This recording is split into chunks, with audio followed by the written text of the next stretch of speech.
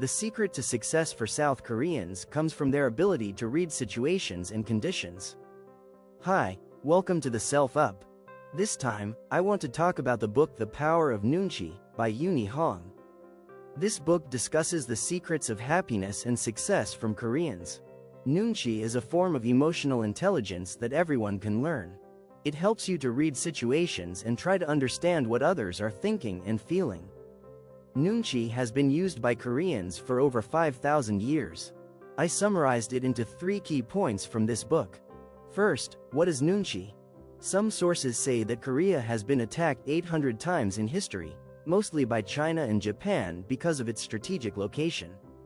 More than 70 years ago, after the Korean War, South Korea was one of the poorest countries in the world. It was even poorer than the majority of sub-Saharan African countries. Worse still, South Korea had no natural resources at all. No oil, no copper, and more. But now, South Korea is among the richest countries in the world, and is also one of the most technologically advanced countries. South Korea is one of the largest producers of semiconductors and smartphones in the world. What's the secret? It turns out that it's Nunchi. In fact, some people say that Nunchi is how South Koreans are able to read other people's minds. Of course, this is an overstatement. Nunchi is a soft skill that aims to measure the other person's mind, feelings, and needs to improve your relationship through trust, harmony, and deeper cooperation. Nunchi is part of everyday life in South Korea and is practiced by parents to their children.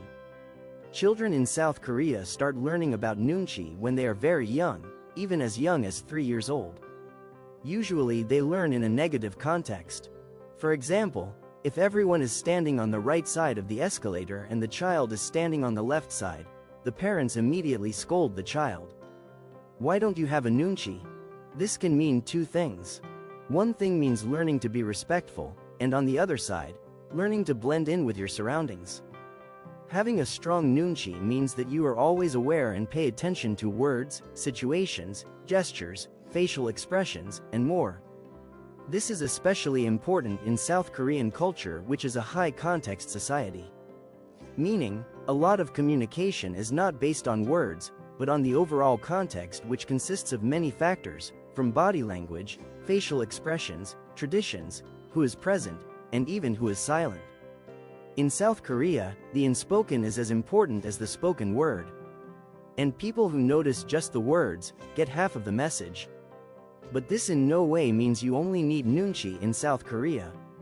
In fact, in many important meetings, more and more important information is not disclosed clearly and honestly. If that's the case, your Nunchi sensibilities will definitely be helpful in those situations. Secondly, why is Nunchi important? Have you ever wondered why your friends seem to have a skill for socializing and breaking the ice?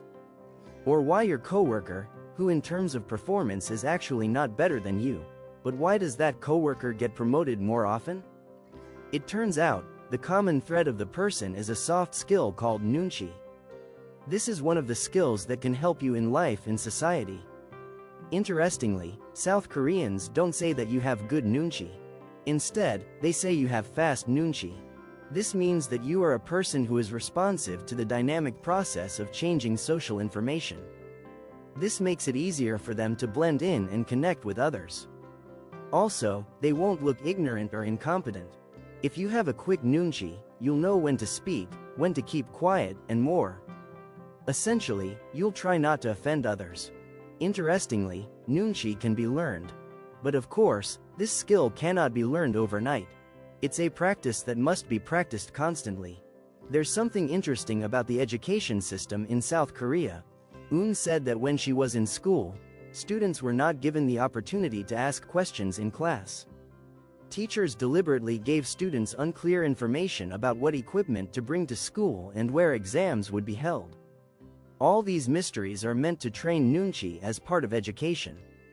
Through this exercise, students are forced to be sensitive to their surroundings, and it will certainly help them in the future. One example is reading situations. For example, you have just entered a new workplace. Then, you are invited to an office party. While you're there, you see some people gathered and chatting. In the middle of the conversation, They all laugh at a joke that isn't actually funny. But the joke is made by an older woman whom you've never seen before. Well, what do? If you have a quick Nunchi, then you'll definitely join the group and laugh along. After that, you'll find a time to introduce yourself in front of the woman. Third, practice Nunchi in everyday life. Are you curious why your coworker who works normally but can get promoted quickly? One of them might be because they have a quick Nunchi. This is a soft skill that you should learn to get promoted. Why is that? Because basically, communication in the office is not 100% transparent and many things are implied. Therefore, you need to be sensitive to be able to help you get a higher position.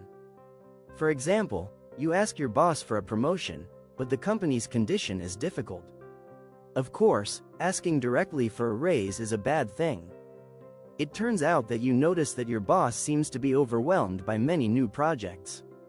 How about you take the initiative to volunteer, take on more responsibility, and become a leader in some new projects, so that your boss's workload is reduced? This is not only useful for helping your boss. On the other side, he will also see you as a potential candidate for promotion. Another simple tip is to let go of all your assumptions and preconceptions. In evaluating a person or situation, you should see it for what it is without making any assumptions. To be able to do this, you must listen more than talk. Remember, we have 2 ears and 1 mouth. This means that we should listen twice as much as we talk. The communication we experience is sometimes unclear. That's why you need the sensitivity to read between the lines to understand the overall meaning. Please comment in the comment section what lessons you learned from reading this book. Interested in reading the full book? Click the link in the description or the pinned comment. Thank you for helping this channel grow. I hope you found today's discussion enlightening and motivating. Let me know in the comments which book or topic you want me to dive into next. Be sure to subscribe to Self Up and hit the notification bell so you never miss an update. Keep striving for self-improvement, and see you in the next video.